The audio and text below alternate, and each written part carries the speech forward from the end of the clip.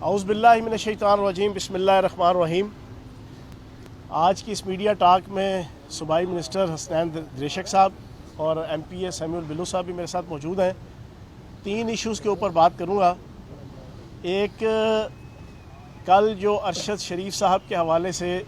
بیگم صفدر نے حسب روایت جو ان کی بچپن سے لے کے ابھی 55 تک ایک عادت ہے کہ انہوں نے کوئی نہ کوئی ایسی حرکت کرنی ہوتی ہے کہ جس سے ذلت، رسوائی، جگ ہسائی ان کے کھاتے میں آتی ہے، اور صرف ان کے کھاتے میں نہیں آتی بلکہ ان کے خاندان کے کھاتے میں بھی آتی ہے اور ان کی سیاست کے کھاتے میں بھی آتی ہے۔ یہ ان کی جناب جسے کہتے ہیں نا کہ ڈیفیکٹ ہے ان کی پرسنالٹی کے اندر، اور یہ ٹیکنیکل ڈیفیکٹ ہے کہ انہوں نے باز نہیں آنا ہوتا۔ اس قسم کا جھوٹ، فراڈ، فریب اور سوسائٹی کی ایتھکس اور ویلیوز کے برخلاف اس قسم کی حرکات اور کلمات، یہ ان کی عادت ثانیہ ہے۔ لیکن کل جو انہوں نے حرکت کی،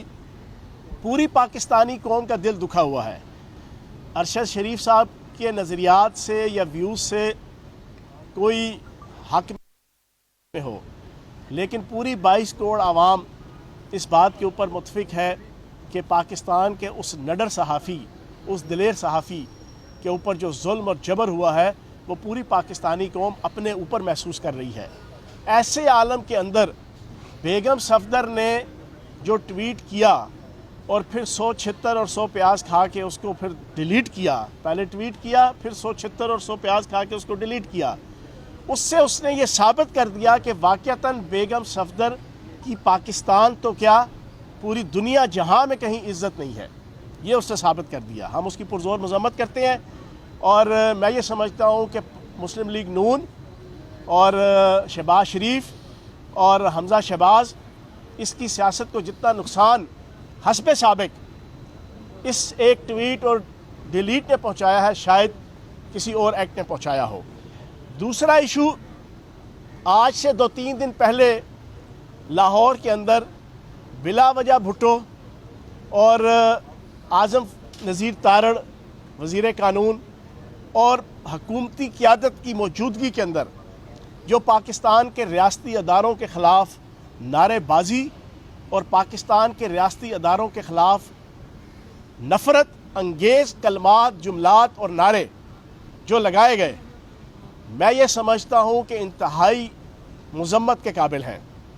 میں پاکستان کے ارباب بست و کشاد سے گزارش کروں گا اور مطالبہ کروں گا، آزادی دینے کی خاطر جو کال دی ہے اس پہ انشاءاللہ 22 کروڑ پاکستانی کہے گا کہ اے وطن تو نے پکارا تو لہو کھول اٹھا، تیرے بیٹے تیرے جاں باز چلے آتے ہیں۔ انشاءاللہ پورے پاکستان سے، ہر شہر، ہر بستی، ہر گوٹھ، ہر گاؤں، ہر محلے، ہر علاقے سے، ہر صوبے سے، ہر ریاست سے، گلگت بلتستان سے، چترال سے، کشمیر سے، ہر جگہ سے انشاءاللہ لاکھوں کی تعداد میں لوگ اپنے گھروں سے نکلیں گے، بچے بھی نکلیں گے، جوان بھی نکلیں گے، بوڑھے بھی نکلیں گے، ضعیف بھی نکلیں گے، عورتیں بھی نکلیں گی، کسان بھی نکلے گا، مزدور بھی نکلے گا، تاجر بھی نکلے گا، وکیل بھی نکلے گا، ہر مکتبہ زندگی سے تعلق رکھنے والے افراد عمران خان صاحب کی کال پہ انشاءاللہ جمعے سے جناب سارے لوگ اپنے گھروں سے اسلام آباد، راولپنڈی کی طرف رخ کریں گے۔ کس مقصد کے لیے؟ عمران خان صاحب نے اپنی ذات کے لیے یہ کال نہیں دی، عمران خان صاحب نے NRO لینے کے لیے یہ کال نہیں دی، عمران خان صاحب نے اپنے اوپر ہونے والے پرچوں کو ختم کرنے کے لیے کال نہیں دی، عمران خان صاحب نے اپنے اوپر ہونے والے اربوں کھربوں روپے کی کرپشن کے وہ کیسز کے جو پاکستان کے ادارے 4-4، 6-6، 8-8 سال لگا کر کروڑوں اربوں روپے میرے اور آپ کے ٹیکسوں کا پیسہ لگا کر ثابت کر چکے ہیں کہ جناب یہ زرداری کے، یہ بلاول زرداری کے، یہ حمزہ شہباز کے، یہ شہباز شریف کے، یہ بیگم صفدر کے، یہ نواز شریف کے، یہ سناب ان کی کرپشن ہے۔ اس طرح کوئی اپنی کرپشن کو بچانے کے لیے انہوں نے کال نہیں دی۔ عمران خان صاحب نے اپنی آل اولاد کو وزیر اعظم بنانے کے لیے یا پاکستان کا حکمران بنانے کے لیے کال نہیں دی۔ عمران خان صاحب نے کال دی ہے مولانا محمد علی جوہر کی اس آزادی اور حریت کی سوچ کو سامنے رکھتے ہوئے کہ جینا ہے تو سینہ تان کے جینا ہے اور ایک آزاد قوم اور ملک کے طور پہ جینا ہے۔ عمران خان صاحب نے کال دی ہے تو علامہ اقبال کی اس سوچ کی خاطر